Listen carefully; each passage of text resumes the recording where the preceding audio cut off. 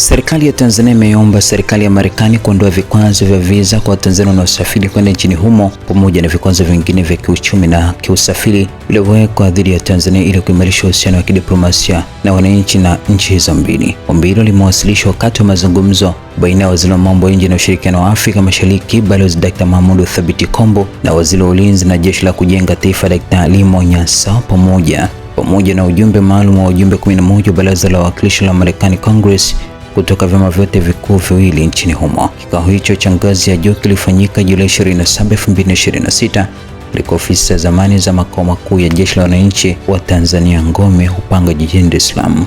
Kiongozi na mwenyekiti wa kamati ndogo ya huduma za kijeshi, ulinzi na usalama ya Baraza la Wawakilishi la Marekani Ron Jackson, pamoja na kuwasilisha ombi hilo la kuondoa vikwazo. Pande hizo mbili zilijadili maeneo ya kipaumbele ikiwemo fursa za kibiashara, uwekezaji, ulinzi pamoja na usalama pamoja na amani katika ukanda wa Afrika Mashariki na Kati.